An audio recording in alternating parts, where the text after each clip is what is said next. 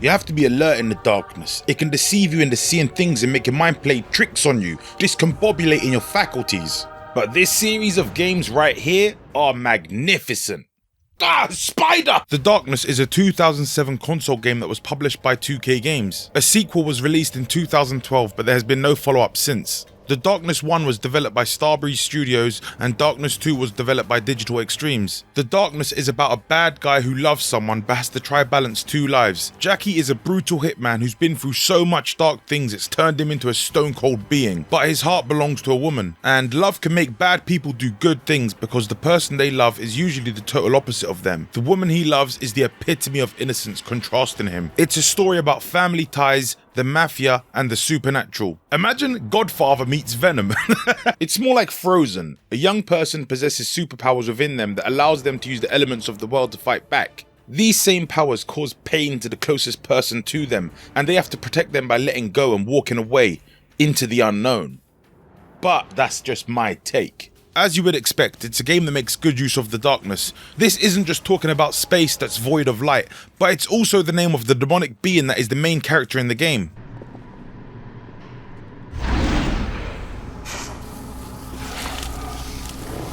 The game starts with our character waking up in the back of a car, with some gangsters driving him along the motorway to a construction site. They act reckless like they own the joint. There's a lot of subtle details and also not so subtle details to pay attention to here. For one, you can see the wing mirrors on the car are damaged with bullet holes, which is likely due to them constantly getting into gunfights. Another thing that happens not so subtly is they nearly crash into a police officer and drive him off the road. They eventually do get into a chase with the cops, and this is one fantastic opening. The whole thing plays like an interactive movie. You're in the back seat. One of the guys pulls out a gun, getting erratic in his behaviour. After driving for a bit, he hands you a shotgun and your character starts reloading it one bullet at a time. The guy driving and the other guy in the passenger seat start shooting at the cops. Your character's still calmly reloading the shotgun. You're thinking, what is going on here? You're sitting in the middle of the back seat like a little small schoolboy. This ain't playtime, it's real life. This goes on for a few minutes. Your character's still reloading the shotgun slowly but surely. The cops nudge the car you're in and the guy in the passenger seat gets his head knocked off when they drive past the truck. You jump into the front seat then kick that guy out. You now get control of your character and begin using your shotgun. It's really hard to shoot, it's so wobbly. It's not a representation of what the gameplay is like at all.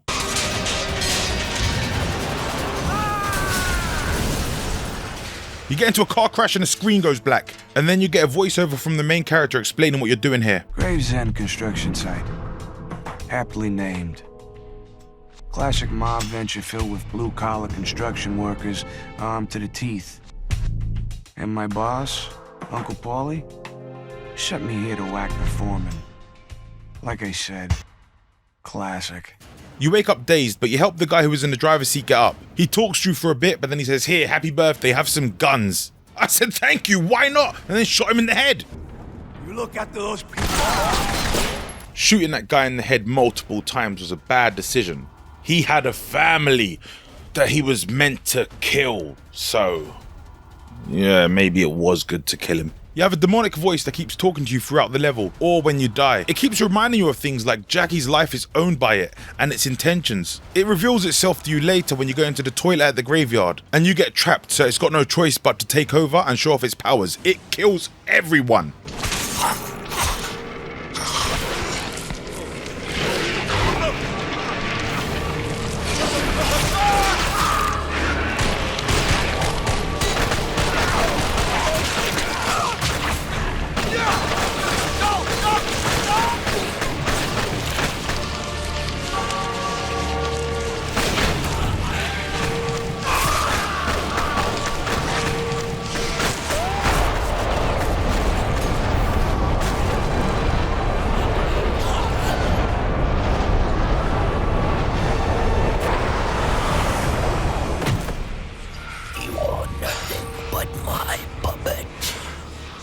You learn through different narrations in the game that Jackie thought that these were just voices in his head, and he was surprised that the voices in his head turned out to be a real thing. I own your soul. I make the decisions. Free yourself of your desires and kill them all. Whoa, that is too far. You're right, that was inappropriate. During this part where the darkness shows off its powers, you see that it doesn't like lights. This is because it needs to destroy them as it feeds in the darkness. You know how in video games when they show your true powers early on, just to show where you'll end up being later? That's what essentially happens here. The powers it shows off here you don't get until various points in the game. The story is about your character having troubles with his uncle, but it's also quite literally a story about someone battling their inner demons. And I'm sure no one's ever said that. Or that. This is a game I really don't want to spoil the quality of the story here. It was such a well received game, and I feel that it's kind of went under the radar. I don't know much about the source material and how beloved the comic series is. I feel like Jackie and the Darkness is as good as Venom or Spawn, so I'm sure the comics are great. The graphics are beautiful in their own disgusting, brutally gruesome way. The colour palette is very washed out. Any use of bright colours is usually on the lights, the street art, or the Darkness's eyes. The colour palette in this game is dull, but it works. It creates this old-fashioned atmosphere. It's like you're in old-timey movies or something.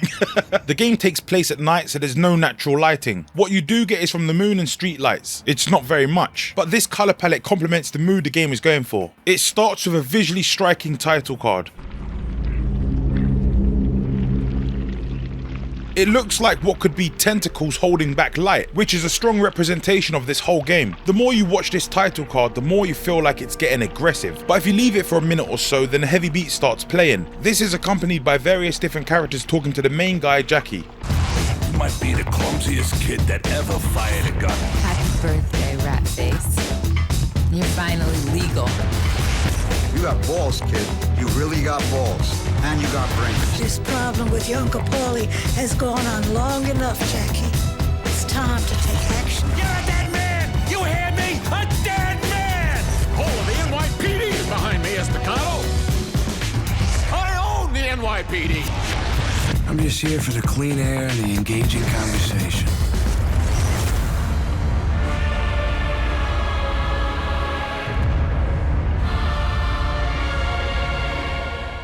He shows up last with what looks like a bullet wound under his left eye. We know he's just turned 21 because the woman before said it in a very friendly manner. It gives me that energy of you wouldn't steal a car. The lines you hear these characters say are very striking, obviously. Most of them are more or less the final lines you hear from the characters. The loading screens are cinematic shots of the characters standing in darkness. It's uneasy, engrossing and unsettling. Me and Paulie never did agree about the way things were being done. Paulie took the business into selling drugs, working side by side with the cops. When I was growing up, the family had codes. We did business. We looked out for the people. I believe we ought to honor those codes. Now Paulie, he's just a parasite. Wants to bleed me dry. Bootleg and counterfeit ran with their tails between their legs when the tough times came. We climbed to the top, faced challenges head on, but they couldn't face the dark times. It's a simple, eye-catching, effective trick that helps set the atmosphere for the world. The character Jackie spends a lot of time alone in the dark, so I really appreciate them showing the character like this. Not just Jackie, but the others too. Pretty much a lot of the characters you see just walking around the place, you bump into them, they're in the darkness creeping around. Yeah. The faces of the characters are the only not great looking thing, but maybe this is just by today's standards. It's hard to go back to 2007 mentally and think, how would this look? I'm sure it was fantastic at the time. I was wishing that Jackie's hair would hide his face, or somehow every cutscene shadows would obscure his facial features. The game looks best when light and darkness complement each other perfectly. The shadows being just right enhances the experiences. There was a part early on where Jackie was having a conversation with this guy called Butcher Joey, and it showcases everything perfectly when the atmosphere meets the theme and blends into this immaculate moment intended by the developer. Listen, Butch, you know any more about why Paulie wants me dead? You're the best contract guy they have. You're young and ambitious. They don't like that. Now you listen to me, Jackie. Your only option is to take down Paulie before he takes you down. Put a big enough dent in his business, and the Chicago people will see to it he has an accident. I would never be one to suggest how you do this, but if you ask me, you need to pay a visit to Dutch Oven Harry.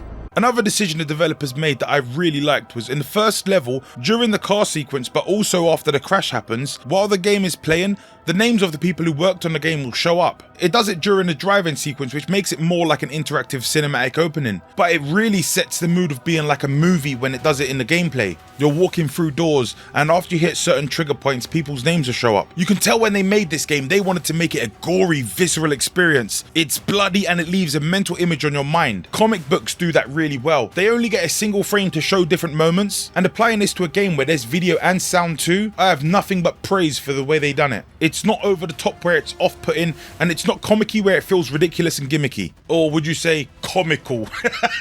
Video game violence, I don't think it results in real world violence. Actually, that's not true. I've seen my brothers fight it out many times because of video games. Bootleg has knocked us out over Ape Escape. My head still hurts. The majority of the combat in the gameplay is dual wielding guns. You press the left and right triggers in conjunction with that weapon. It helps with the immersion. Auto aim is probably not everyone's cup of tea, but it takes me back to the days of GoldenEye and it makes me feel overpowered. Not that I care, because I love being overpowered.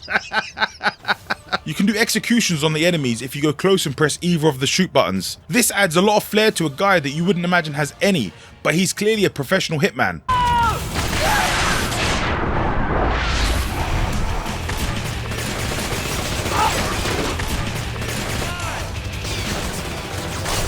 I dual wield my handgun and axe, but when I run out of ammo, no skull is thick enough to deflect this carving. Alas, poor Yorick. I knew him, Horatio. He's got a long trench coat like he's Neo from the Matrix too. Everything comes together so well by the end of the first level. You'll get your darkness power, which also works so well with the guns. Having the darkness be a part of Jackie, it's like having a companion. It's a game that can be both enjoyed at a fast, action-packed pace or strategic with a more stealthy approach. Familiarizing yourself with combat will help a lot. You can fight more in the dark, using the darkness as an armor, turning out lights and pacing yourself, or running in guns blazing with spotlights on you. It's difficult this way, and you won't have the shield of protection that you would in the dark. Not just because visually you're hidden, but you are physically stronger in the darkness. The darkness has many different powers. Summons that come through a gateway, as well as a darkness power which can be switched out with up and down. The different summons have costumes too that you can find throughout the game. You'll find glass cases that have a t-shirt inside, and after you destroy it, they'll become part of your inventory. The game says to you, oh, the Darklings, they're really fashionable by the way. I found another orange hoodie fit for a munchkin. There's 4 different Darklings and 4 different darkness powers that you get throughout different stages. The way you choose the different Darklings is holding the left bumper and then pressing the 4 face buttons. Very intuitive the way they done this, but the darkness powers are not as intuitive with switching, just like switching your weapons. They could have done the same thing they done with the Darklings on the switching weapons and darkness powers. So to switch your weapons, it's left and right on the D-pad, and the darkness powers is up and down. Why not just hold up and then choose the 4 face buttons for the darkness powers, or hold right and there's a weapon wheel that pops up for the weapons? That's maybe my only 2 UI complaints on the whole game. It's not the worst case scenario, it just made it easy to stumble on yourself when you're in intense battles. It feels like a game that is linear but also not linear, if that makes sense. You can explore the different points on the map using the subway system. The main overworld is basically split into 2, but then you can use the subway system to get between them. Entrances and exits are blocked based on progression points, but then you can use the map that you have in your journal along with the in-game maps in the world. These are very useful to determine your objective. Using the journal button on the inventory tab, it will tell you the next person's location and you have to dissect it with the small paragraph of information there is. It's simple enough to understand, but for a gamer like me who likes it absolutely straightforward what you're doing next, it's borderline pushing my patience. After getting used to it though, you know where to look and what information to read. Many of the characters who are telling you the objective will sometimes just spell it out for you. They'll be like, make sure you get the train, take the left stairs, look at the sign, it says Trinity Cemetery, don't forget that I said that. They do it like that sometimes. I'm a first-timer in this great city of yours, sir. Love the shows and the restaurants, a genuine thrill. Especially Chinatown. Had some noodles there, finer than frog hair. I'm going to Chinatown right now. My girl Jenny lives there. Well, you're at the wrong station, sugar. Chinatown's off of Canal Street. Didn't you realize you were going the wrong way, son? I miss the days when you would just hold right and eventually you'll get to your destination. Now you need road maps and you've got to do Da Vinci Code dialogue breakdowns. Some people just want to watch the world burn. It's not a big map, it's very easy to navigate. It's a game that's more about content than exploring though. They found the perfect way to create this world that feels like a lived-in city but also being interconnected small levels. It borrowed from RPGs, but it's also like GoldenEye. I know it sounds weird, but this is true. The fact that I couldn't get lost was a big help to staying motivated and playing it, as I do typically prefer very linear games. That's why I feel it has a perfect blend of both gameplay styles. So I was always excited to go back and play a session each night. As well as there being main missions in the game, there's side quests too. The game began to feel a bit like Skyrim meets Mafia.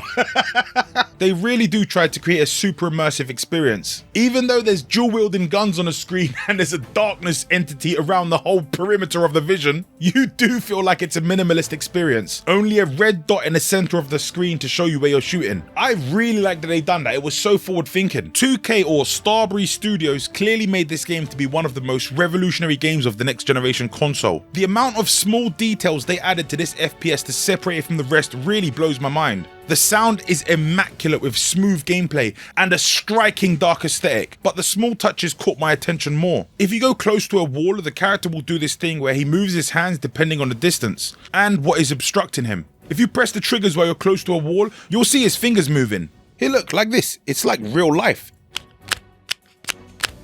But you should never point a gun at the camera and pull the trigger, because after each shot, smoke will come out of the barrel and that smoke will trail with your character's movement. One detail blew my mind early on because it was really creative. Obviously, it's a simple trick, but it's smart too. I was going through the construction yard. I saw a TV and it was showing live news of the gunfight I was just having, and I noticed something. The stairs in the TV, I had just passed them and there was guys coming up them. So I thought, let me go back and check if those guys were actually there. I thought the game was going to lock me out. I wouldn't be able to go back in there and the guys would be banging on the door trying to get through. But they were there being filmed on a helicopter.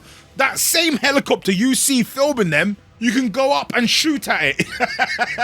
It's hardly a stranglehold with the amount of damage you can do, but the destruction you can do is great to see. If you destroy one of these TVs while standing too close, the glass will smash off and get you. That's the small touches I mean. And the TV works with different channels. You could sit there, be watching rock music 1 minute, then Popeye the Sailor Man the next. And if things are getting too much for you, go back to your girlfriend's place and watch To Kill a Mockingbird. Look, I'm serious, you don't even have to pirate it, the whole movie's there.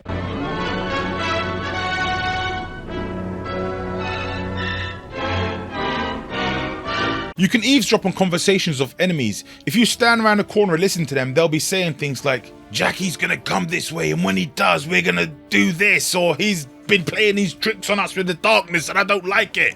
Or they're talking about their relationships and their loved ones. Don't worry, my guys, you won't be seeing them. How do you think he got the Colombians to jump on the streets last fall? Think the school bus crash that killed half their kids was an accident? Jesus. They said they didn't have to pay it back either. Jesus, Mary and Joseph. Would you relax? I was only making small talk. Cause I sure as hell ain't asking Paulie Franchetti. No, I mean, why do you need a loan? It would also be neat if I had a clue what you were talking about. I'm just saying, where's my flying car? I thought we had them by now. They're called planes. No, I mean a car you could park in your garage. But then you go to the subway and all of a sudden people you talk to and interact with are saying, all right, hello. What is this, Abe's Odd World? All you got is 2 words. Guys talking to you about we good, got a problem. Yes, we do got a problem. 2K, why'd you publish this? There's not enough detail. You cool?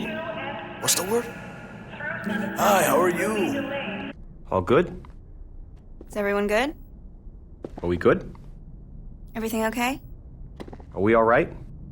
All good? How are we? What do you know? You all right? You cool? Okay. You cool? You all right? What's good? We good? We good? The only people in the game with something substantial to say are the ones with the interesting looking faces. And these are the ones that have a name subtitle when you approach them. And the characters that you can talk to around the world, the game blows its load and it goes hard in the paint. But at least the graffiti looks good. It adds an authenticity to the subway system. I was hoping to see the Metro tag Banksy done in Metro 2033 and eat lead, but it's nowhere to be found. The graffiti around the city is one of my favourite things to admire because they went into a lot of effort to use varied style and interesting art. I was searching for the Metro tag, but I eventually began to just admire it because it was good. And it also gave an additional underground vibe, where I'm not just the underground, but there's another underground level of people who are going around tagging the streets up, destroying their neighbourhood, but they're putting their culture all over the place and it feels authentic. According to trivia in this game, it was real graffiti artists that done this. They hired a team and they used the artwork they done to texture the walls in the game. So knowing this, I doubt the Metro tag was anywhere to be found, but I won't give up, I will keep looking. Maybe it's in the sequel. I looked all over the city for that tag, but all I found was lost hopes and forgotten dreams. Many artists laid their claim. Which one of these would be the next Da Vinci? Well, none of them. I don't think Banksy even wants to be Da Vinci. Actually, Banksy just don't want to go to prison. The game loves to show off the struggles to life and the grit of existing at the bottom. You'll go into his girlfriend's apartment and you can hear people talking through the walls. You feel like these are people just living regular lives. The development team behind this understood the element of what it feels like to be living like sardines in concrete. A few of the other finishing touches I really liked are not necessarily about the gameplay, but the user interface. On the main menu, you'll see the shadows reflecting on every word. The tentacles holding back the light, every movement they do, the shadows will move too. The controller in the options has blood on it. I imagine this is done to represent you being Jackie, and in that cutscene it plays where it introduces the characters, he's got an injury on the left side of his face, and that blood from that injury is on the controller. These details they done add to the aesthetic of this game. It creates this consistent connection, and the fact that they made all these characters say lines that happen later in the game, it brings you back to that. You'll find collectibles throughout the world which have phone numbers on, and if you dial these numbers you'll be able to get different messages. This unlocks additional content, and you can also see phone numbers on posters around the world. You can phone them too. I really don't know what to say about the sound design that wouldn't sound generic. It deserves the highest praise, and being a game that was made in 2007 still being able to stand the test of time says a lot. It's a work of art in every single way, but the sound design only enhanced upon a uniquely magnificent experience. At one point I turned off the music just to appreciate the level of effort they put into creating a realistic atmosphere.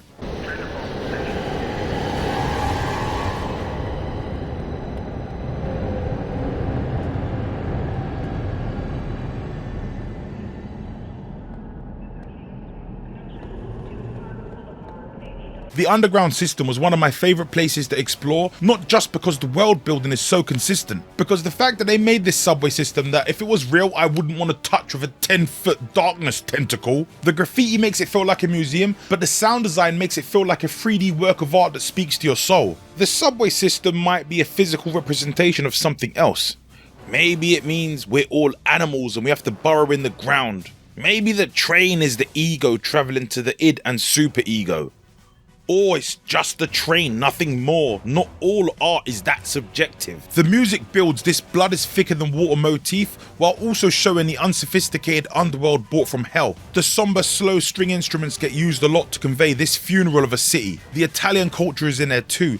You'll feel that energy in the music. One of my favourite themes was the underground subway theme. You'll hear it a lot because you'll spend a lot of time here talking to characters, but also exploring and appreciating the world design. I would be remiss if I was to not pay compliments to the voice work. It's what bridges the gap with the overall graphics and faces. The voice work is so good, you'll really feel like you're spying on the mafia. Don't worry guys, I'm not wearing a wire, don't whack me. Every time Jackie talks, you'll want to listen. I did not skip any of those loading screen cinematics, even when they've played 30-40 times the same one, I was still listening to them.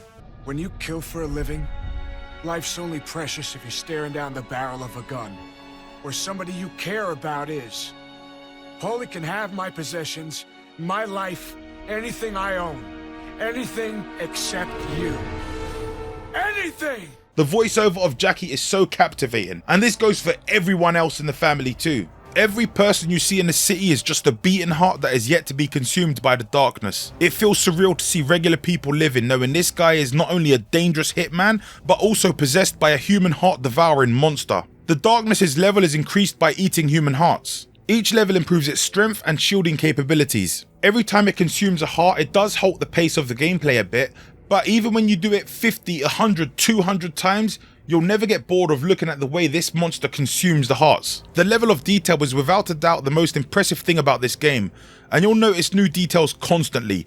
For example, when you die, it shows artistic renditions of what events just happened or are about to happen, with the faces and bodies of the people represented being warped or haunted. They could have easily shown an image of the gameplay, but it's almost as if they used a different concept art from every point in the game. In case you die or reload a checkpoint in any instance, they've got it. Jackie will sometimes share anecdotes based on the locations he's visiting too. Sometimes he just plays with his gun in these cinematic loading screens, other times he'll speak. If you're making your way down into the subway system, he'll say an interesting fact or story that has taken place there, usually resulting to his life experiences or a story someone else has told him. The darkness will constantly remind Jackie he won't let him die, it's just Groundhog Day for you. On your birthday, you are forever 21! The darkness was always one of my most beloved games. It's a bit rough around the edges. It has to accommodate for this by using the auto aim. I didn't want to mess with any of the features or settings because I didn't want to interfere with the way the developers intended me to play it. And I still feel like it's a game that holds up extremely well many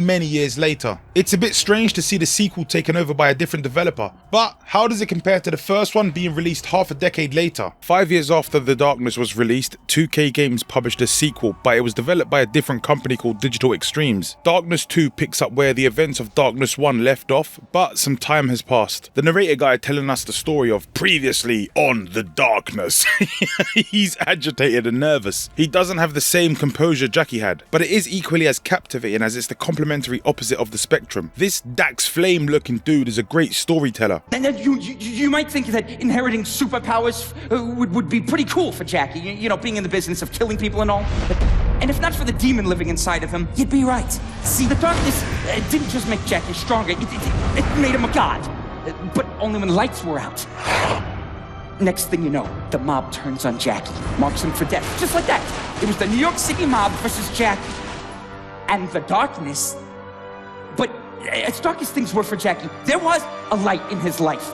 And her name was Jenny. Now I'm forced to adapt to change. Oh well, I don't care, it's just a simulation anyway. Why is this guy's energy like he's a passenger in Crazy Taxi? The game starts like Goodfellas with Jackie being the top guy. He's well respected as he walks into this restaurant.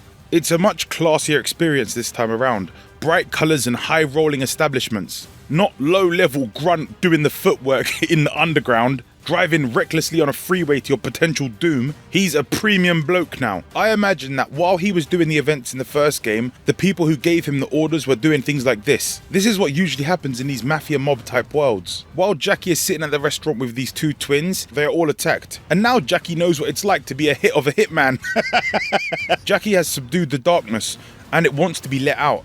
That's the only way he's going to survive. In the madness and the commotion, one of Jackie's guys drags him out, and while you're being dragged out, you're shooting. I've seen things like this in other games like Call of Duty and Gears of War. I don't know what done it first, it doesn't really matter, it's not really the point. It was probably cool to see something like this in 2012, and it's still quite impactful, but it's really frustrating to shoot and you just feel like a passenger. Well, that's funny considering in the first game you literally was a passenger and you couldn't shoot for nothing. The story to this game is figuring out who attacked the mob, how did they get so close, and what are their reasons. The Darkness 2, as you can see, visually goes for a more comic art style that looks cel-shaded. It's reminiscent of games like Borderlands. The game has nothing to hide, it's beautiful. It puts every detail on display, even using a lot of borrowed assets from the previous title. It was a great time to run through the subway system in this game's art style. The characters' faces are way more expressive. They put a lot of detail into every feature of the face to make it look like these people are communicating with you. Jackie has aged a bit. I'm not sure by how much. His auntie seems to be around the same age, but maybe this art style just makes people look a bit older. I'm not sure. He went through a lot in the first game, so I wouldn't be surprised if it was just work-related stress. Graphics on hands and faces look really good, which comparing with the first game were two of the most prominent things you see on the character outside of their clothes. So them being chunky looked funky monkey. It's hard to look back at old games and consider by their standards how great they look in comparison to the other games that were released at the time. And especially when you've got nostalgia blindness on your side, it confuses you even further. But when you compare this to a game like Borderlands, I think they both look great, and using a cel-shaded graphic style means it's more than likely going to stand the test of time. The conversations between characters take place in the first person view. You'll walk up to someone and the camera might zoom a little bit and track their face movements, but it all takes place in-game with no cinematic angles to enhance what they're saying. I would say it's hard to determine how much those angles impacted the first game, but I remember that conversation with Butcher. That felt like a cutscene, but it all happened in-game, in real time. And these conversations just taking place in first person doesn't really feel like a substantial conversation. It just feels like you're talking to a random guy running past you. You never know, the game may have benefited from trying to make more cinematic angles during basic conversations, because important things would get said. But I understand why they didn't do that. I'm not sure if this is what happened, but I get the idea that in the first game you're playing as a 3D model, because they're able to just put your character in a cutscene whenever they want. Any person you talk to, it just does different shots. But they don't do that in the sequel. I could be completely wrong about this, it's just my idea. I haven't seen any developer diaries confirming this, so I don't know. I just get this idea based on how the character controls, and the man in the mirror looks a bit strange. Are you Michael Jackson? You can now sprint, which is a godsend, or should I say a devil send. I have to keep it in theme with the game after all. There were times in the first game where you're running and you're thinking, this is such a long time to get to Pier 19. I have to run down this whole road, no fast travel, nothing. I have to run back to Aunt Sarah's house. Oh, this is going to take ages. The character basically walks, which is funny because I wouldn't say you need a sprint button here. I imagine if you're speedrunning, then yeah, you would need one, but the character's basic movement is fast enough in this one. The play control has improved a lot, it's tighter. There's no mid-2000s sliding clunky controls. It's snappy and responsive. This type of character control gives more responsibility to the player. Either you're good enough to improve and make fights be really interesting to look at, or every time you fail you take full responsibility because you know that was on you. And this type of control over the character makes the combat so refined, it is perfection. You can tell this team truly analysed what did and didn't work in the engine, then made it so refined it was immaculate, like a diamond. You could dual wield 2 weapons before, but this time you can dual wield 2 different types of weapons. There's a lot of weapons you can get, but only 1 main weapon and 2 sidearms. So for example, you might get a shotgun and 2 handguns, or a striker, which was my favourite main weapon to use, and then a UMP and an MP7 for example. Or what about a telephone and a bomb? Hello there! Have you ever been whacked over the side of the head with a phone? I have, and my ears were ringing! If you dual wield a handgun and a submachine gun, you'll still have to tap the handgun to shoot, while holding the button on the submachine gun will shoot. It makes for a much more engaging combat experience. The darkness has been changed as well. For one, visually it's smaller. It doesn't take up as much screen real estate, which is good to see. See, literally, do you get that? The darkness powers are unlocked this time at the talent shrines. You need to obtain this game's experience points called Essence. To begin upgrading your character, you first need to unlock the Eat Hearts ability. This will give you access to the 4 skill trees. Eating Hearts this time around has a different purpose. It replenishes your health but also gives you a little bit of experience points. When you consume hearts, it's immediate and you can quickly do one after another. There's no pause in waiting for the chewing animation to finish, it just gets straight onto it. You don't necessarily level up, but instead you get the upgrades. With every single kill you perform, you get Essence. The more stylish the kill is, the more points you earn. A thing they've changed also is the way you control the demon arms. They're both used independently, just like dual wielding weapons. The left bumper grabs and the right bumper smashes/slashes. You can pick up shields to block bullets and also throw them when you're done using it. Poles can also be used to impale enemies and various other projectiles throughout the map. You'll just use them whenever you need them. It all happens so immediate too. Jackie is fully in tune with the darkness this time around. The right arm reminds me of the whip from Castlevania on a Super Nintendo. If you hold the right bumper, you can whip in different directions. And with the left bumper which grabs, you can grab enemies and perform various different executions. Depending on which way you've gone through the skill tree, each of the face buttons will perform different takedowns and reward with different resources. As you could imagine, combat is outstanding. Being able to control 4 different arms independently of one another is a beauty to behold. And you are the beholder of this power! Oh my gosh, I can't believe how good it is! I will say this, I think my only problem with the character's movement is this. While you're slashing with the right demon arm, your character is locked in that direction. You can move your character, but you can't look a different way. I understand why they've done that, but a lot of times in combat I just felt so annoyed by that. The HUD can be turned off. This tells you about the health, ammo and other information. I turned it off for a bit to keep the immersive experience from Darkness 1, as it felt jarring to see all this new stuff, and I love seeing experience points pop up.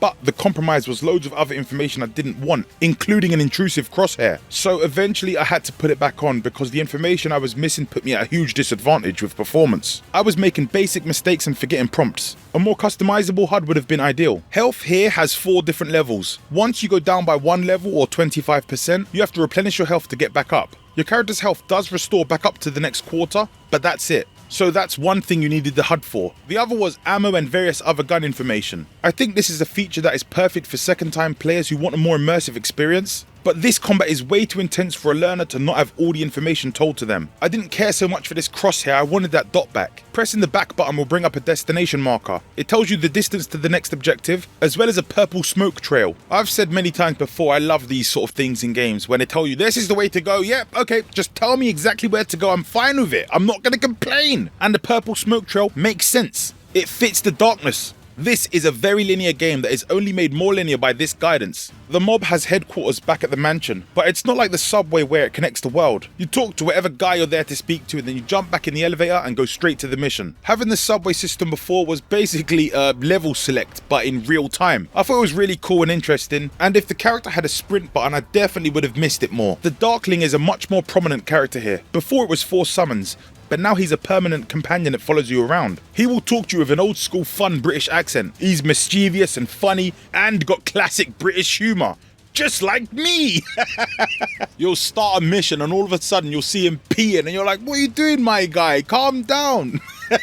He'll pee on a body, he does not care. The Darkling is also a playable character. You get to take control over him a few times. He'll say in the game that you close your eyes and you'll be able to see what he sees. Pretty cool. It's not a feature you can use whenever you want, just when the game dictates, which isn't very much. The combat experience is more visceral. It takes that exaggerated comic book style and brings it to an interactive medium. When characters get shot, the blood splats all over the floor. Characters are able to be more expressive, so you'll see them panicking for their life as they get chomped down. When you grab an enemy and you'll see the demon's arm tangle around them, you'll see all the details with the blood and gore and everything. Then as the demon's arm punches through his back and bursts out of his chest like an alien, every single sound and grotesque detail is in your face. And the game wants to show it all off to you, making you feel like you are Jackie. But what it improves upon in combat, it takes away an environmental damage. I was in the diner early in the game and I couldn't smash plates or anything. With this whiplash attack of the darkness, you can't destroy much of the finer stuff. There are things you can destroy, but how is this not one of them? I'd love to be able to run around a room and tear it to shreds. But then later in the game, you'll go to the graveyard and you can do a bit of destruction, then it all just falls flat because you can't destroy substantial things, only the select stuff. With all the effort they put in so many aspects of this game, how is this not one of them? This is 5 years later than Stranglehold and the original game. They had the technology and skills and resource to improve upon the original in so many ways. But why is destruction not one of them? There's so much destruction in the first opening cutscene, and a few other points in the game things like this will happen, but none of it you can do, even though you're the most dangerous person in the world. The sound has somehow been made to be more impactful, maybe to the point of being over the top. I noticed that from the opening splash screen of the game, but I did like in the opening splash screen how they showed off how evolved the darkness is. The voiceover work I feel is better because the face tracking has been improved vastly. The fidgety guy from the intro is a supernatural historian of sorts who helped Jackie subdue the darkness. He provides the voiceover for the collectibles you'll find. Even though I had no interest in listening to the further backstory because I'm not really one of those players who likes to delve deep in a game, if there's any important information I want it to be told to me in the story as simple as possible. Just spoon feed it to me, I don't care. So I wasn't about to go into the options menu and listen to 29 collectibles, but the guy was great to listen to. I hope he got paid well for this job. Johnny, talk to me. What am I up against here? The seal on the envelope you found on Swifty? It belongs to the Brotherhood. The who? They were the original keepers of the darkness, Jackie. The darkness character has evolved so much, and he's got a super unbearable reaction to the light. But this game is more about the intensity and ability to fight while exposed. Everyone knows about Jackie's power in the mob, and they even encourage him to use it. He's the one that didn't want to. So when people see your darkness power, they don't typically have the same reaction. It's pretty challenging to fight constantly while avoiding the light because there's so many lights, and enemies even bring out powerful portable floodlights. I didn't see directed by J.J. Abrams in the opening. Because the game is so bright, it can be hard to determine exactly where the light is sometimes. Suddenly you'll just start burning and don't know why. Darkness 1 had a dedicated darkness power that would let you target close by lights then destroy them with the right bumper. You didn't need to locate it precisely. I don't know why that didn't return. I would have even appreciated if the Darkling character was like, there's a light, and then he points and you see a red ring around it or something. Or imagine if the darkness power had some sort of spitting ability. It shoots out a spike or something and it breaks lights. Find a way to balance it so you wouldn't be overpowered. The solution in the first game was you had to be close enough to reach it with the arm. I don't know why here I just felt like they weren't being strategic with the lights, they just placed them wherever. Outside of the annoying thing where you can't turn the camera during the whip animation, it's the only other thing in terms of gameplay that I was annoyed by. One was for the character and one was for the world, but I feel like everything else was an improvement. The story and writing on the other hand didn't catch my attention as much.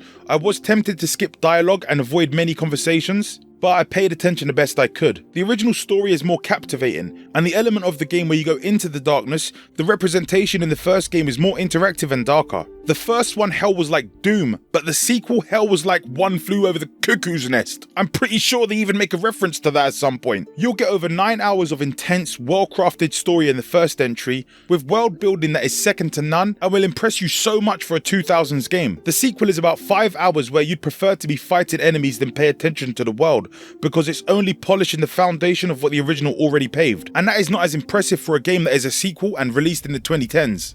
But both of these games are incredible and worth every second of your time for different reasons. The sequel is the much better option to go with. Yeah, of course you would say that. I'm the original and I say enjoy the masterpiece, then go watch the clown show.